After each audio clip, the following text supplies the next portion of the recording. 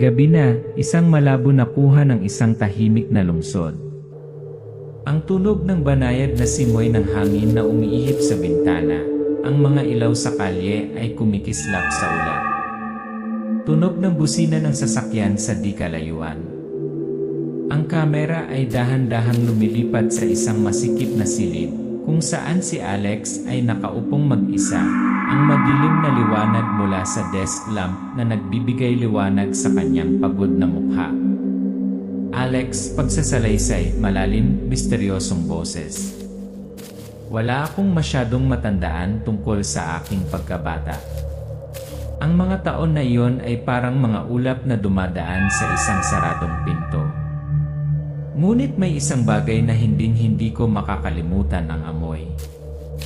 Ang amoy ng sigarilyo, ang amoy ng panghihinayang, ang amoy ng mga alaala na hindi mabubura. Hindi ko pinansin ang mga tawag, hindi bumalik kapag kaya ko, at ngayon ay nag-iisa ako sa isang mundo kung saan masikip ang mga apartment sa isang paraan. Ang eksena ay pinutol kay Alex na nakatayo, nakatingin sa labas ng bintana hanggang sa gabi. Ang liwanag mula sa mga street lamp ay sumasalamin sa kanyang mukha, na lumikha ng isang malungkot, madilim na hitsura. Alex, pagsasalaysay. Nagkaroon na ako ng ibang buhay. Isang buhay na hindi ko na matandaan ng malinaw. Pero isang biglaang tawag ang nagpabago ng lahat. Isang pamilyar na boses, isang matandang kaibigan mula sa nakaraan, si Sam. Tinawag niya ako na parang walang nagbago, na para bang kami pa rin ang mga bata na naglakas loob na gumawa ng kahit ano nang ahas na harapin ang mundo. Nagbago ang eksena kay Sam, nakaupo sa lumang pub. Madilim ang paligid, may madilim na ilaw at madilim na kapaligiran. Tumingin si Sam sa telepono, medyo nag-aalala ang kanyang mga mata, pagkatapos ay pinindot ang tawag. Sam, sa telepono, malakas ang boses, medyo apurahan. Alex, I know you will never believe what I am about to say. But I need you. Come see me, right now. You know, Jordan has a new project. A project that I believe will change our lives. Don't let me down, don't let it be too late. Bumalik ang eksena kay Alex, matagal siyang nakatayo sa harap ng bintana, nakatingin sa labas. Ang mga ilaw ng lungsod ay nagsimulang lumabo sa kanyang mga mata. Alex, pagsasalaysay. Sam. Hindi pa rin siya nagbabago, may paraan pa rin siya para sundan ako, kahit alam kong ang tinatawag niyang proyekto ay daan lang patungo sa dilim. Pero hindi ako makatanggi. Hindi ko kayang tanggihan ang nawala. Ang mga alaala ng buhay na hindi ko na mahahanap sa mga boring na araw na ito. Nagbago ang eksena sa pagmamaneho ni Alex sa isang madilim na kalsada, ang mga headlight na nagpapaliwanag sa walang laman na kalsada. Ang dagundong ng makina ay tanda ng tensyon sa hangin. Alex, pagsasalaysay. And then, decided. I will meet them. Doon ako pupunta, kung saan ako itinuro ni Sam at Jordan, kung saan umaalinggaw pa rin ang mga nakakakilabot na kwento ng nakaraan. Lugar na kinalimutan. Lugar na may dalang mga lihim na sinubukang burahin ng mundo. Ang eksena ay nagbago sa isang desyerto na bayan, mga wasak na bahay, mga sirang puno, mga bakal na pinto na lumalangit-ngit sa hangin. Tahimik ang hangin na parang walang buhay ang bayan. Alex, pagsasalaysay. Yet at the time I got there, I knew it was too late. Too late to turn back. Eldridge, the place the world want to forget but can never forget. Kung saan hindi binitawan ng nakaraan ang kasalukuyan. Kung saan naghihintay ang mga kaluluwang hindi mapakali. Naghihintay sa atin. Ang eksena ay nagtatapos sa isang malapitan ng nag-aalalang mukha ni Alex, habang tinitignan niya ang abandonadong bayan sa unahan. Isang mabigat at mapanglaw na pakiramdam ang bumabalot sa kanya. Alex, pagsasalaysay, nabulunan ng boses. If you find a town like this on the map, never stop. Never stay. Umalis ka agad because what's here is not what you imagine. Nagitim ang eksena, sumipol ang hangin, at naririnig ang tunog ng mahinang bulong. Eldridge, mga sikreto na hindi dapat nabubunyat. Gabi na, sa isang malabo na apartment, ang madilim na ilaw ay kumikinang sa isang magulo na mesa na natatakpan ng mga papel, mga dokumento ng gobyerno. Ang kamera ay dahan-dahang gumagalaw, nagpaning sa mga papel, pagkatapos ay huminto sa isang 30 taong gulang na lalaki na walang siglang nakaupo, si Alex. Itinulak niya ang isang malamig na tasa ng kape at tumitig sa screen ng computer, blangko ang mga mata. Alex, pagsasalaysay, malalim, mabigat na boses. Ang buhay ko ngayon ay sunod-sunod na mahaba, nakakainip na mga araw, walang paraan. Tuwing umaga, nagigising ako, naglalakad sa isang bakanting silid, gumagawa ng walang kwentang trabaho sa opisina ng gobyerno. Bawat pirma, bawat numero, bawat piraso ng papel ay nagpapaalala sa akin ng kawalan ng saysay ng buhay. Hindi ko matandaan kung kailan ako nagsimulang makaramdam ng ganito, ngunit isang bagay ang alam ko. Hindi ko matandaan kung ilang beses akong sumuko. Ang kamera ay pinutol sa isang lumang larawan sa mesa. Ito ay isang larawan ng pamilya ni Alex kasama ang kanyang ama, si Jeremy. Napatingin si Alex sa litrato, malungkot ang mukha. Parang bumabalik ang alaala ng kanyang ama. Alex, pagsasalaysay, nabulunan ng boses. Jeremy, ang tatay ko. Isang lalaking may mga kwentong maikukwento tungkol sa malalayong lupain na hindi ko pa nakikita. Pero ang tatay ko ay may malalalim ding sugat na hindi ko lubos na maintindihan. Nang mamatay siya, iniwan ko siya nang walang paalam. Naaalala ko lang tuwing papasok ako sa trabaho, nakikita ko ang aking ama na nakaupo doon, nakatingin sa labas ng bintana, na para bang nawalan siya ng tiwala sa lahat. At ako. Nagbago ang eksena kay Alex, tumayo siya, pumunta sa bintana at tumingin sa kalye. Sa labas ay isang natutulog na lungsod, kumikislap ang mga ilaw sa kalye sa dilim. Umiling si Alex, tinitignan ang sarili sa salamin. Alex, pagsasalaysay.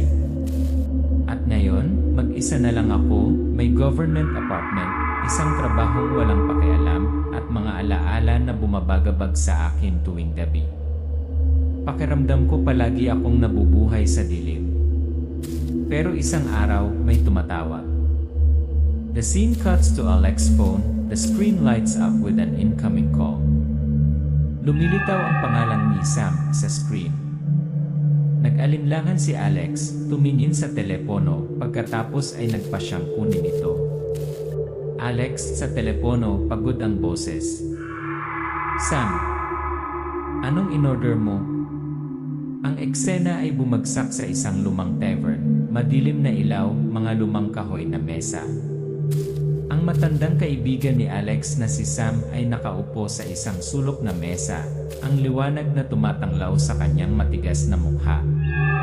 Tumingin siya sa telepono at sinabi sa apurahang boses. Sam, sa telepono, boses na puno ng determinasyon. Alex, alam kong hindi mo ito magugustuhan, pero kailangan kita. I can't do this alone. Kailangan nating balikan ang naging buhay natin, ang mga alaala ng ating kabataan, ng ating mga pakikipagsapalaran. Kailangan mong pumunta dito, ngayon. Ang eksena ay pinutol kay Alex, ang kanyang mukha ay nagpapakita ng pagkagulat at isang maliit na pag-aalala. Tumayo siya ng ilang segundo bago nagpa siyang magsalita. Alex, sa telepono, maingat. Sam, hindi na tayo bata. Hindi mo ba nakalimutan ang nangyari? Yung ginawa natin. Sam, matatag, tumugon sa telepono. Sam, sa telepono, matatag. I haven't forget, Alex. But need to do this. We need to get back to ourselves before it's too late. May bagong project si Jordan. Isang adventure at sigurado akong mababago nito ang lahat. Hindi ka magsisisi. Ang eksena ay pinutol kay Jordan, ang kanilang pangatlong kaibigan. Si Jordan ay nakatayo malapit sa bintana sa isang madilim na sulok ng cave. May hawak na isang mamahaling kamera. Ang kanyang mga mata ay nagniningning sa pagkahilig sa pagtuklas. Lumingon siya, nakangiti nang makita si Alex. Jordan, puno ng sigasig ang boses. Alex, you're finally here. Kaka-research ko lang ng isang abandonadong bayan. Isang lugar na walang nangahas puntahan, isang lugar na puno ng misteryo at hindi masasabing kwento. Eldridge, isang bayan na matagal nang nawala, pero naniniwala akong ito ang magiging pinakamalaking proyekto ko. Tumingin si Alex kay Jordan, hindi maitago ng kanyang ekspresyon ang kanyang pagdududa. Bagamat nag-aalangan siya, hinihila siya ng mga salita ni Sam sa laro. Alex, pagsasalaysay. Ganoon pa rin si Jordan, hindi tumitigil sa pag-abot sa kanyang mga pangarap. Pero ako, pagod na ako. Ito na ba ang pagkakataon kong mahanap ang bahagi ng aking sarili na nawala sa akin? O naglalakad lang ako sa isang dead-end road? Bumalik ang eksena sa grupo, nagsimula silang maghanda para sa paglalakbay. Mabagal na gumagalaw ang eksena, unti-unting lumalabo ang mga ilaw mula sa pub, natatakpan ng maputlang liwanag ng gabi. Naglakad ang grupo ng magkakaibigan patungo sa sasakyan, naghahanda na umalis sa lugar. Alex, pagsasalaysay, tinig na puno ng pagmamadali. Hindi ko alam kung ano ang naghihintay sa akin. But one thing I know for sure, this trip will change everything. Isang kahabag-habag na hapon, tatlong magkaibigan, Alex, Sam at Jordan ay nagmamaneho sa isang desyerto na kalsada. Ang madilim na liwanag ng dapit hapon ay bumabagsak. Lumilikha ng malamig at tahimik na pakiramdam ang mga ilaw mula sa nag-iisang sasakyan sa kalsada. Gumagalaw ang kamera sa mga hindi pamilyar na lugar nang walang anumang palatandaan ng buhay.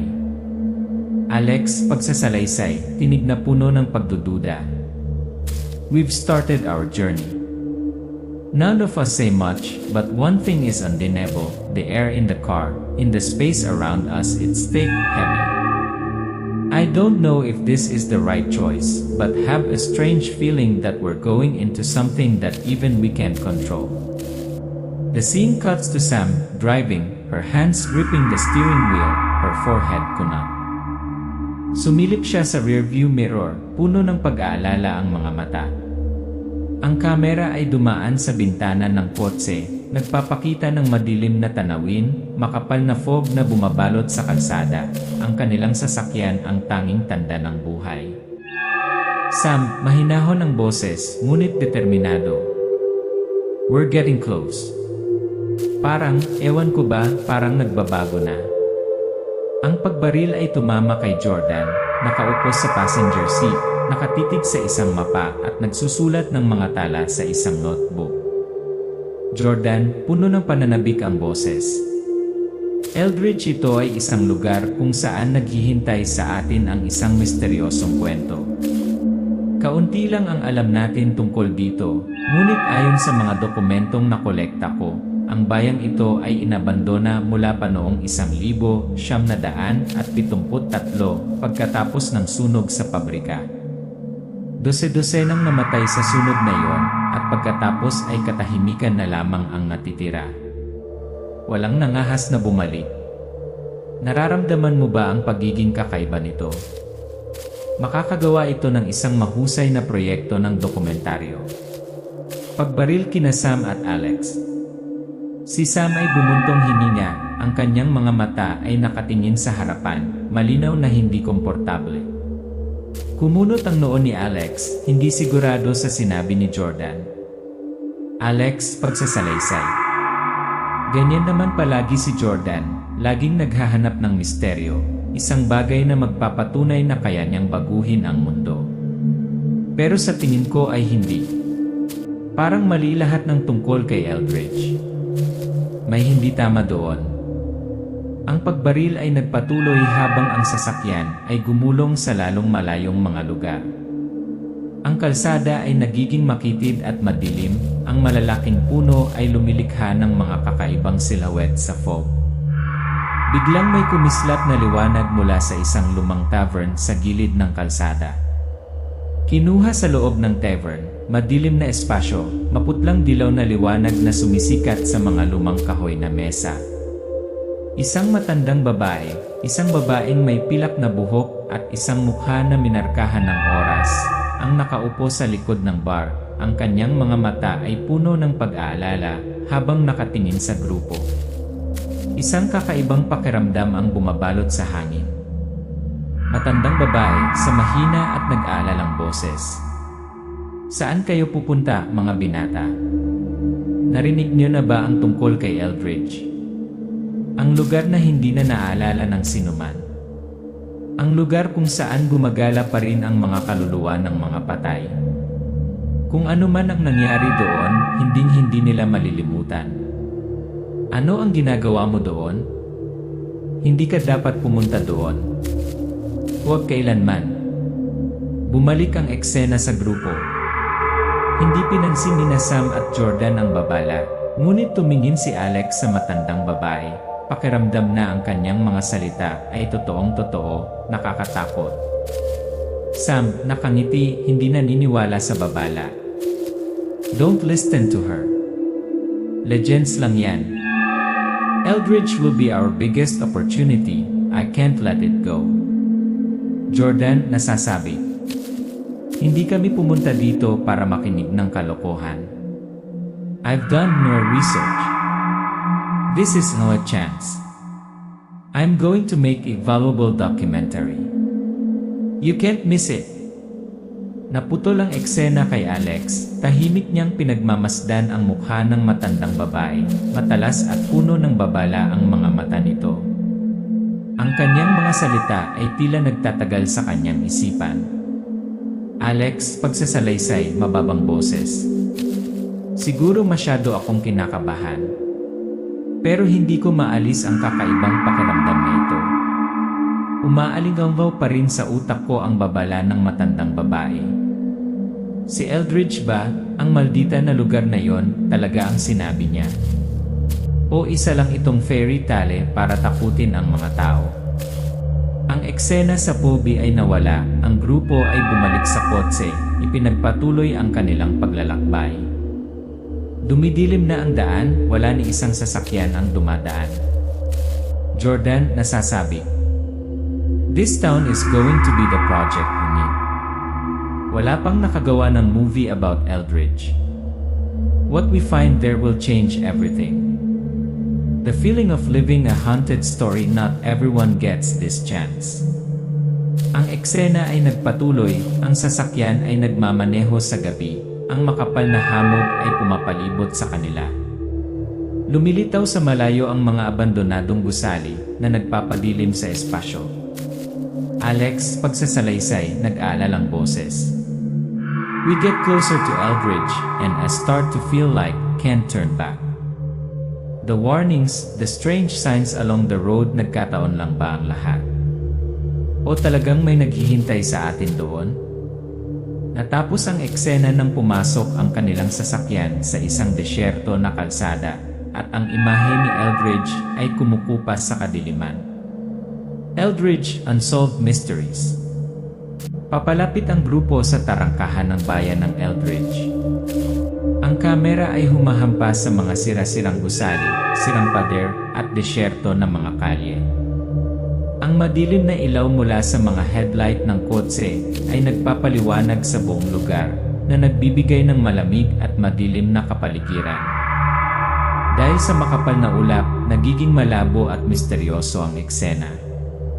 Alex, pagsasalaysay, tinig na puno ng tensyon. Nakarating na tayo. Eldridge. Isang lugar na walang nakakaalala, ngunit may kakaibang atraksyon na hindi natin maipaliwanag. Lahat ng bagay dito, mula sa mga kalsada hanggang sa mga bahay, ay may lamig na parang huminto ang oras dito.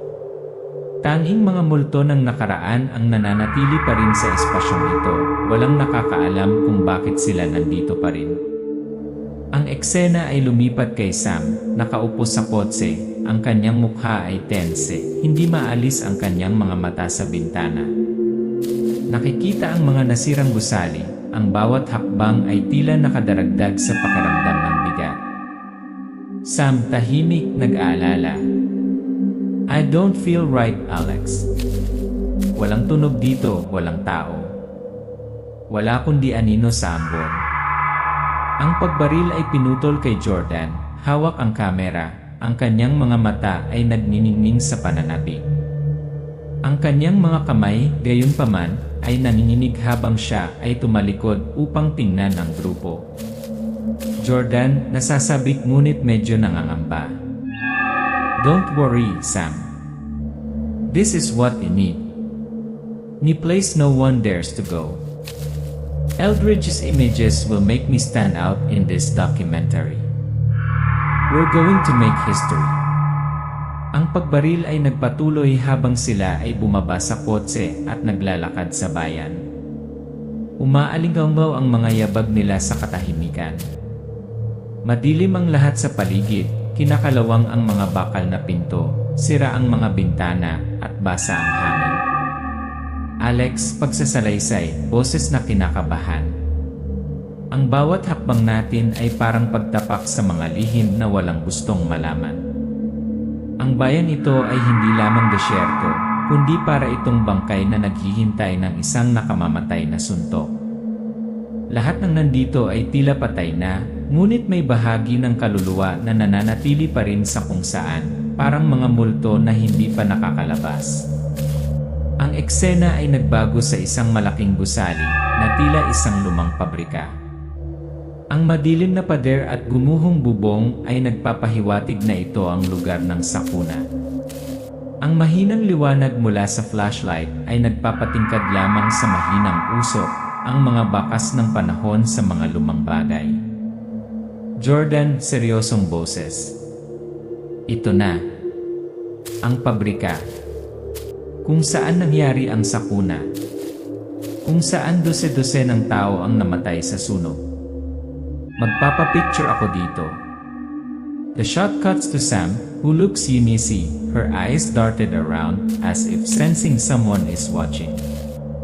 Napapikit siya, sinusubukang huminga ng malalim. Sam, nanginginig ang boses, ngunit sinusubukang manatiling kalmado. Jordan, huwag mong kalimutan ang sinabi ng matandang babae. I don't feel safe here. Something's not right.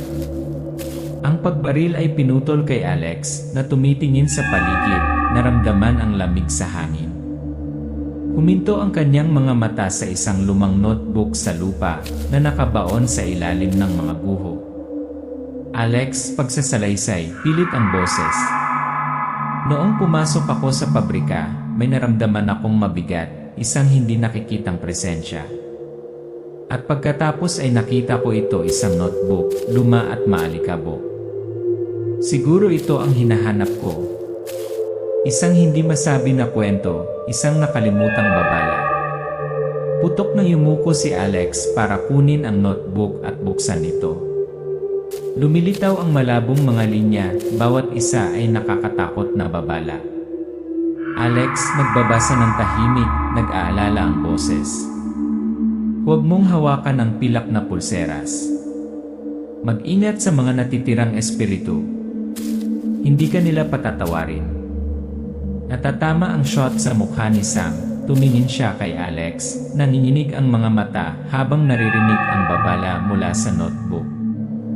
Sam, nanginginig ang boses, hindi makapaniwala sa kanyang naririnig. Yung silver bracelet. Ano yon? Kailangan na nating umalis dito.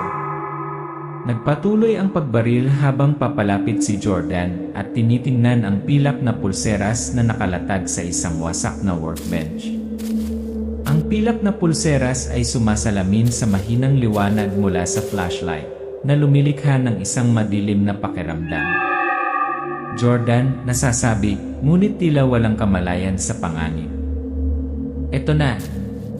Ito ang kailangan ko para sa dokumentaryo. Isang aktwal na artifact mula sa kalamidad na ito. Kailangan kong kunan ng larawan ito. Shot cuts to Jordan reaching for the silver ring, while Sam and Alex feel powerful presence around them. Ang mga kakaibang bulong ay nagsimulang mapuno ang hangin, kasing banayad ng hangin, ngunit madilim. Alex, pagsasalaysay, tono ng babala. Sa sandaling hinawakan ni Jordan ang pilak na singsing, naramdaman ko na parang may isang bagay na invisible na sumalakay sa amin. Hindi malinaw na mga bulong, anino na mga figura na dumaraan sa akin. At pagkatapos, naiintindihan ko nagising kami ng isang bagay na hindi dapat nagising. Naputol ang mga bala sa mga lumang pinto ng pabrika na otomatikong bumubukas kapag umihip ang malakas na hangin. Isang malamig na hangin ang umihip na naging dahilan upang magsiksikan ang lahat, pakiramdam na parang may hindi nakikitang puwersa na nagbabantay sa kanila. Sam, puno ng takot ang boses, lumingon kay Jordan. Jordan, I told you. We need to leave now.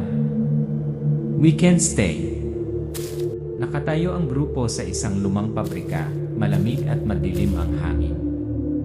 Ang liwanag mula sa flashlight ay mahina na nagbibigay liwanag sa mga guho. Mula sa sandaling hinawakan nila ang pilak na singsing, malinaw na naramdaman nilang may nagising sa espasyong ito. Alex, pagsasalaysay, boses na puno ng takot. Sa sandaling hinawakan ni Jordan ang pilak na singsing, nagsimulang magbago ang lahat. Bumigat ang hangin, parang lumiliit ang espasyong ito, parang nilalamon tayo. Nagsimulang tumunog ang mga kakaibang bulong, hindi mula sa labas, kundi mula sa loob ng ating sariling isipan. Ang eksena ay kinunan mula sa pananaw ni Sam at Jordan, habang tumitingin sila sa kadiliman sa kanilang paligid, pakiramdam na binabantayan sila sa bawat hakbang. Isang malabong figura ang nagsimulang lumitaw sa malayo, unti-unting lumilinaw. Sam, nanginginig ang boses. Ano yun? Nakikita mo ba? May nakatayo dun. Ang eksena ay pumutol sa isang figura ng babae na may mahaba, itim na buhok, isang pinaso na mukha, mga paso na tumatakip sa kanyang laman, at malalim na mga mata na tila nakikita sa kanilang mga kaluluwa. Si Maria Zelaleski. Maria, boses na pabulong, malamig. Ikaw, bakit ka nandito? Ginising mo na ako at magbabayad ka. Bumalik ang eksena sa grupo ng magkakaibigan, namumutla ang mukha nila sa takot. Nararamdaman nila ang presensya ni Maria, ang espiritu ng babaeng namatay sa apoy noong 1973. Jordan, nasasakalang boses, sinusubukang manatiling kalmado. We have to leave here. It's Andy's fault. I didn't know this happened. Alex, pagsasalaysay na taranta. Hindi lang si Maria. Ang bayang ito natigil ito sa takbo ng panahon. Ang nakaraan ay nabubuhay pa rin sa himpapawid na nagpapaalala sa atin ng mga pagkakamali at mga kaluluwang hindi malaya. At ngayon, tayo na ang kailangang harapin ito.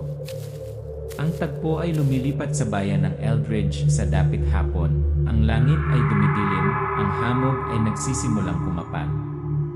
Unti-unting lumilitaw ang mga nasirang gusali na parang nabuhayan na sumasalamin sa liwanag mula sa mga flashlight ng grupo. Parang bumalik ang lahat sa nakaraan. Alex, pagsasalaysay. Ang bayang ito ay hindi ordinaryong lugar. Ito ay hindi lamang isang desyerto na lugar. Ito ay natigil sa oras at tayo-tayo ang nahuli sa loob na iyon. Ang nakaraan ng mga kaluluwang pinahihirapan, ng mga pagkakamaling hindi mapapatawad, lahat ng ito ay parang mga multo na sumasagi sa atin. Isang shot ng grupong sinusubukang tumakas sa pabrika, ngunit ang mga bakal na pinto ay otomatikong nagsara, na parang pinipigilan nila ang mga ito. Ang isang pakiramdam ng kawalan ng kakayahan at kawalan ng pag-asa ay tumagos sa hangin. Sam, nagmamadaling pumunta sa pinto, nataranta ang boses. Hindi pwede. Yung pinto. Hindi magbubukas yung pinto. Nakulong tayo. Ang pagbaril ay pumutol kay Maria, ang kanyang espiritu ay humakbang pasulong, palapit sa grupo.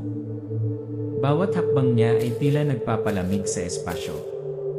Itinaas niya ang kanyang kamay patungo sa kanila, puno ng galit ang kanyang mga mata. Maria, nakamuso, puno ng hinanakit. Walang pwedeng umalis. Ginising mo ako, ngayon magbabayad ka. Isang kuha ng mga kamay ni Maria, mahaba, may ugat na mga daliri, na nakatipto sa madilim na espasyo. Ang hangin ay umuungol, ang mga hiyawan ay umaalingaw sa himpapawid, sumasama sa kakilakilabot na tunog ng espiritu ni Maria. Jordan, luhod, desperado. Gusto lang naming umalis. Hindi namin sinasadya. Please spare us. Ang eksena ay pinutol kay Alex. Tiningnan niya si Maria na may takot sa kanyang mga mata. Ngunit nakaramdam ng kakaibang pagnanasa sa loob na para bang kailangan niyang gumawa ng isang bagay upang iligtas sila. Alex, pagsasalaysay, tinig na puno ng kalituhan. Hindi tayo makaalis. Pero alam ko, kung gusto nating mabuhay, kung gusto nating sirain ang sumpang ito, kailangan nating harapin ang sarili nating nakaraan. Ito ang tanging paraan para takasan si Eldridge. Ang eksena ay pinutol sa mga miyembro ng grupo, bawat isa ay nahaharap sa kanilang sariling personal na pagkahumaling. Tinitingnan ni Sam ang silweta ni Tom, ang kanyang kapatid na namatay sa isang aksidente sa trapiko, at pakiramdam niya ay ang kanyang sariling kawalan ng kakayahan ang naging sanhi ng pagkamatay ni Tom. Sam, boses sa sakit, humihikbi. Tom, hindi kita niligtas. Iniwan kitang mag-isa. Gusto mong mabuhay pero hindi kita natulungan. Ang eksena ay napalitan ng Jordan, ang kanyang mukha na puno ng pagod, ang kanyang mga mata ay nakatingin sa kanyang kamera, ang bagay na dating pag-asa, ngayon ay isang walang kabuluhang bagay sa kamatayang ito. Jordan, boses na puno ng kawalan ng pag-asa. In my dreams, akala ko balang araw, mamumukod tangi ako. Pero ngayon, just want to survive. Just want to survive. Ang huling eksena ay nagbago kay Alex, nakatayo siya sa gitna ng mga nasirang gusali, pakiramdam na huminto ang oras. Lahat ng nasa paligid natin ay parang isang bangungot na hindi na magising. Alex, pagsasalaysay, tinig na tinutukoy. Hindi tayo maaaring manatili dito magpakailanman. Kailangan nating harapin ang ating pagkahumaling, basagin ang sumpa ni Eldridge, at humanap ng paraan para makaalis dito. Kung hindi, tayo ang susunod na mga kaluluwa, magpakailanman na nakulong sa loob na ito. Ang grupo, pagkatapos ng isang buhay at kamatayang labanan kasama si Maria at ang gumagala na mga kaluluwa ni Eldridge, ay nakatayo ngayon sa labas ng bayan, kung saan sumapit ang gabi. Ang mga disyerto na gusali, ang madilim na ilaw, at ang malamig na hangin ay patuloy pa rin sa kanila. Alex, pagsasalaysay, boses na pagod at balisa. Nilabanan namin ang mga kaluluwang hindi mapakali, hinarap ang galit at hinanakit ni Maria. At pagkatapos, sa wakas nakahanap kami ng paraan para masira ang sumpa ni Eldridge. Pero hindi maliit ang presyo. Ang imprint ng lugar na ito, hindi natin ito matitinan. Ang eksena ay kinunan mula sa pananaw ng grupo, lumakad sila palabas ng Eldridge, umaalingaw-ngaw ang kanilang mga yapak sa ilang nadaan. Mabigat pa rin ang hangin, puno ng tensyon. Kahit nakatakas na sila sa bayan, hindi maitago sa mukha nila ang pagod at takot. Sam, mahinahon ang boses, medyo hindi mapakali. We did it, we got away from Eldridge. Pero, I can feel relieved. Something's wrong, Alex. Parang may sumusunod sa atin. Isang close-up shot ng mga kamay ni Sam na nakahawak sa manibela, namumutla ang mukha habang nakatingin sa rearview mirror. Ang pakiramdam na pinagmamasdan pa rin siya kahit na walang lumilitaw. Jordan, kakaiba ang boses, pagod. Sam's right. I feel it too. Maaaring iniwan na natin si Eldridge, pero iniwan ba tayo ni Eldridge? Ang eksena ay pinutol kay Alex, nakatingin sa rearview mirror. Ang kanyang mga mata ay nagmamasid sa mga figura na mabilis na gumagalaw sa kadiliman. Ang malabo na mga imahe, ang tila pamilyar na mga figura, ay nagdaragdag lamang sa nakakabagabag na pakiramdam. Alex, pagsasalaysay, tinig na puno ng pagkabalisa. Iniwan namin si Eldridge, pero hindi namin maiwan ang anino nito. Yung mga espiritong iyon hinding-hindi kami binitawan. Kahit na nakatakas kami sa lugar na iyon, ang mga alaala ng mga nangyari, ang mga kaluluwang hindi pa nailalabas, parang mga peklat na hindi pa rin nabubura. Lumipat ang eksena sa sasakyan ng grupo. Nang umalis sila sa Eldridge, ang walang laman na kalsada ay humahantong sa kanila pabalik sa totoong mundo. Ngunit sinusundan pa rin sila ng kakaibang pakiramdam. Ang mga ilaw ng lungsod ay unti-unting nakikita, ngunit ang kapayapaan ng mundo sa labas ay tila hindi naligtas. Sam, mahinahon ang boses, nag-aalala. Hindi ako makatulog. Naiisip ko tuloy yung mga bulong, yung mga imahe ni Maria, yung mga figure na hindi natin matatakasan. Parang pinagmamasdan tayo kahit sa panaginip natin. Ang eksena ay pinutol kay Jordan na ang mukha ay tila nahihirapan sa kanyang sarili. Iniisip kung sasabihin niya ang kanyang nakita o hindi. Jordan, paus ang boses, medyo natatakot. Nakita ko si Maria sa panaginip ko. Nasa harap ko siya, yung mga mata niya parang may gustong sabihin. Pakiramdam ko, hindi nawala yung spirit niya. And I don't think we can rest in peace anymore. Ang eksena ay nagpatuloy habang ang sasakyan ay nagmamaneho sa mas maliwanag na lugar. Gayunpaman, sa kadiliman, nagtatagal pa rin ang mga kakaibang figura sa gilid ng kalsada. Alex, salaysay, desperado. Iniwan namin si Eldridge, pero hindi kami iniwan. Yung mga alaala, yung mga espiritu sumusunod pa rin sila. Kahit saan kami magpunta, laging nandyan ang mga multo ni Eldridge na sinusundan ang bawat hakbang namin. The scene cuts to them stopping the car on the side of the road. Lumabas si Sam, huminga ng malalim na parabang pinapakalma ang sarili.